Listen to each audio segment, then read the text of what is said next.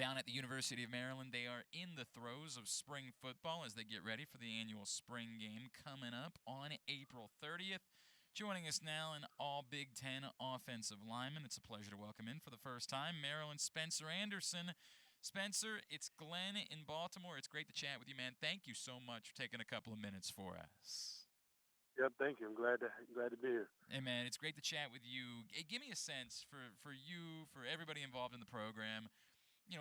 Getting the opportunity this season to get to a bowl game, to, win it in dominant fashion the way that you guys did, show people what has been building at the University of Maryland for the last couple of years. How good did that feel, and how much has that translated to this spring and being out there and knowing what could be next for this program? Yeah, definitely. I mean, it felt amazing. I mean, obviously being here since 2018, fiddling with kind of subpar seasons and, dealing with hardships with coaches leaving and entering all the time. It definitely felt good to kind of get this bowl under our belt. It definitely gave us momentum to, go into off-season training. And, we kind of see if we follow our five pillars, toughness, effort, relentless, pride, and success. If we follow the first four, we obviously reap the benefits of that success. And it was just great for all of the guys who we all came in with, and all the new guys. Actually, they got to see what, when believing in coach's philosophy, we all reap the benefits. Spencer, you certainly reflect a group of kids that had the opportunity to go elsewhere. You're from Bowie. You could have chosen, but you decided to stay here. And you made that decision even before Mike Loxley was back, right? Like, what did it mean to you to be at Maryland? And how much more of a feel do you have for more kids like you making the same decision and choosing to stay home and accomplish things at the crib instead of going elsewhere? Yeah, I feel like it's sort of a family decision. I mean, I know Lux always talks about us not being a team, us being a family, and I felt even before he had gotten here, obviously, I could have gone anywhere else, but I always saw guys going elsewhere to put on for the DMV, but I kind of made the decision in high school. Why not put on for the hometown? And back then it was a movement, DMV to UMD, Mm-hmm. but it was sort of, I felt like it was just hysteria or kind of talk. But now I'm seeing more and more guys kind of actually believing that, the NFL will find you anywhere, and, you can have great success no matter where you go. I mean, University of Maryland's a top 25 public university. So, some of these schools aren't, but they might be top 25 uh, college football programs. And a lot of guys are starting to look at it, talking to recruits, just looking at it from the academic and athletic perspective.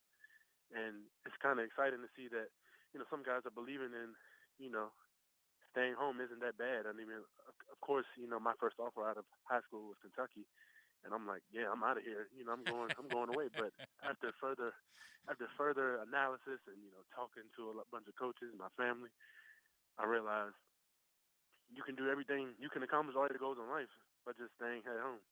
I mean, it's really well said. Spencer Anderson is with us here on Glenn Clark Radio. It probably can't hurt for these next group of kids to see, and I know it's a different position than yours, but to see the bags that Stevan Diggs and DJ Moore just got handed this offseason, it can't hurt to say, yeah, you can do this at the University of Maryland and make an Yeah, awful, definitely. right? Dude's getting $100 million to play football, man. Right. Yeah, I What a mean, world. it just goes to show that you don't have to go far. Yep. I know I grew up 20 minutes from College Park, and it's like, why not? I love that. I love the way that you say it. Spencer, as you guys get back together this spring, the celebration, the relief, whatever the words are that you use to describe, getting to a bowl game, getting a big win, how quickly does that shift, and what is the conversation like now about the next step? That okay, that's a good starting point for this program. Now we need to take another step forward. What's that conversation like as you guys get back together? Yeah. So I mean, obviously we all enjoying the moment, living in the moment. We're coming off our first winning season, and I mean, since I've been here, I mean, in a while actually. I'm not really sure when the last time we had a winning season, but regardless, I know we're all kind of excited. But going into this spring training and spring football is kind of like you said, taking the next step. I know Locks has put a lot of emphasis on that, and basically what that means is just, you know, granted we went 7-6, but I mean, are we happy with mediocrity? I mean, because in the grand scheme of things, that's essentially what that is. I mean, we have higher expectations than just the Pinstripe Bowl. Obviously, we want to get to the Rose Bowls or New Year's Six Bowls even. It's just like taking the next step, and we all have a common belief that we can take that next step with our roster coming back healthy and everybody being on the same page and just believing in what we did last year. I mean, honestly, we felt like there were games that should have went our way last year, but I feel like we have a good belief amongst the locker room that we're going to take the next step, and all it is just buying into the coaches and believing in each other. How much did that factor into your decision to come back this season, Spencer? And I know a couple of the other offensive linemen that probably had the opportunity as well. You guys all made that decision. I know you're making personal decisions, but did you think at all about the opportunity that you might have to do something even more significant this year at Maryland and making that decision? Yeah, so I mean, obviously we all had our own personal decisions, but at the end of the day, you kind of want to leave a legacy here, and even though obviously, like I said, we had our first winning season in X amount of time, but we wanted to leave something greater, and show people that are to come that you can achieve, uh, you know the bowls you always dreamed of. Mm-hmm. Growing up as a kid, you always see all the college football highlights and Fiesta Bowls and all the important the ones that everybody looks up to when they're little. We all kind of made the common agreement to come back and sort of just come back and buy in. I Wow. mean, it's really that simple. I mean, obviously, I know with me and Jalen Duncan and Dante Demas, we all had NFL aspirations, and talking to NFL Players Association and hearing from different scouts through our player personnel, we all decided, even though that we are able to take that next step, we wanted to make sure we had gotten everything out of what we came here for and That's getting cool. everything accomplished that we said we would get when we came here. Man, that's powerful to hear you say it, dude. And it gives you chills thinking about what could be possible, right? Like playing in Yeah, January, playing New Year's Day, man. Ah, that would yeah, be definitely. amazing. So in looking into your background, I found out you were a hell of a chess player in high school. Has that continued? Do you have any guys on the team that'll play against you? Yeah, I am quite the chess player. No, actually, there's some guys on the team who actually do not want to play me.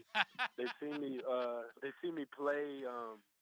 So like, and sometimes in class, if I'm bored, I'll play the computer on expert level on my Okay. on my Mac, and we'll always stalemate. So that the AI Yeah, and the you're computer literally is always defeating a smarter. computer, right?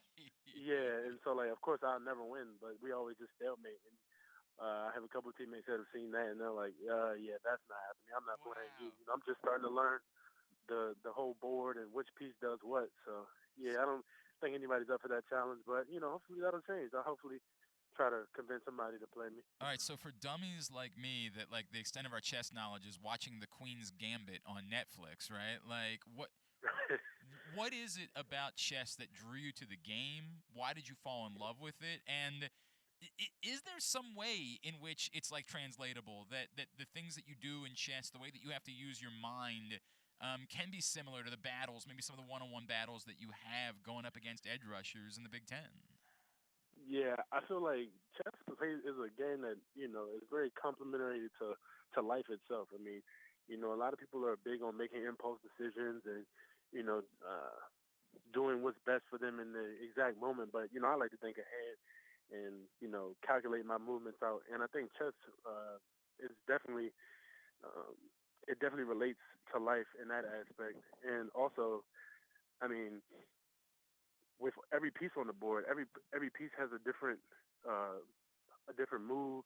It can only do a certain amount of things, and I feel like that's very, I mean, extremely complimentary to football because you have 11 moving parts on the field, and if 10 are doing the right thing and one's doing the wrong thing, Mm-hmm.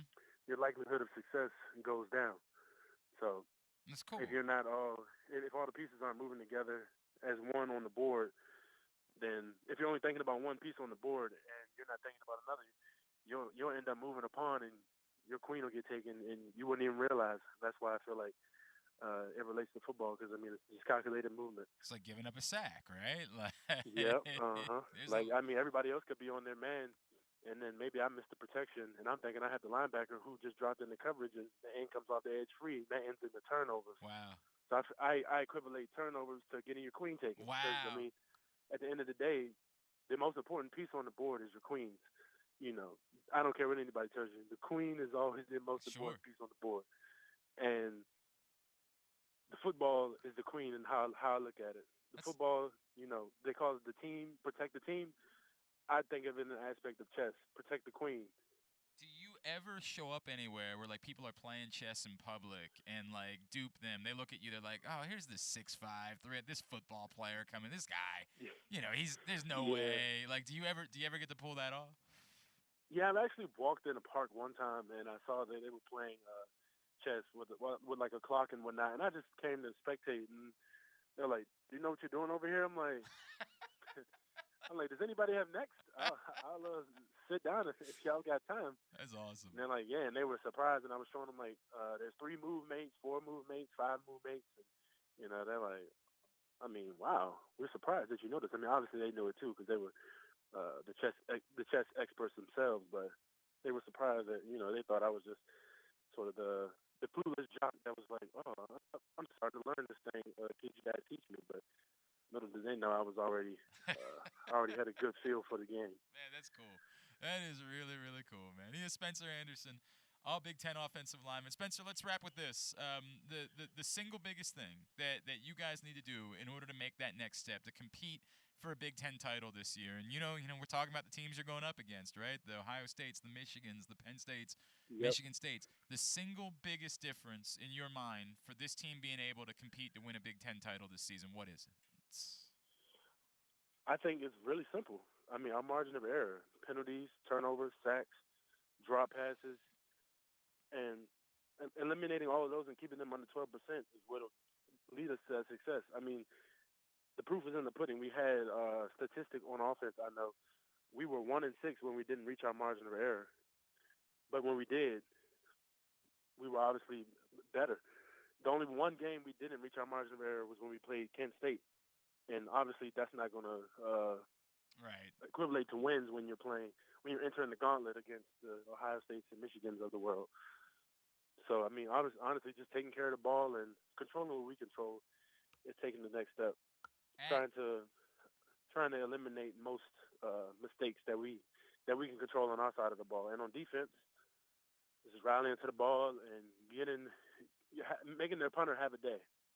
I mean, boy, we'd like to see more of that moving forward. We would love to see that. All right, at Yeah. AO Spence on Twitter, AYO_Spence is how you follow him on Twitter. And on Instagram, it's at SA. It's at, is it Sathariel? Explain to me what the S Instagram. S S A the real. At SA. Oh, man, I'm an idiot. I should have figured that Yeah. out. Yeah. At SA_the real is how you follow him. Hey, Spencer Anderson, Yep. man, great getting to know you. Best of luck for the upcoming season. We will be in touch. Thank you for taking a couple of minutes for us this morning. Yep. Thank you for having me. Spencer, we'll hit stop, dude. Thank you for doing that.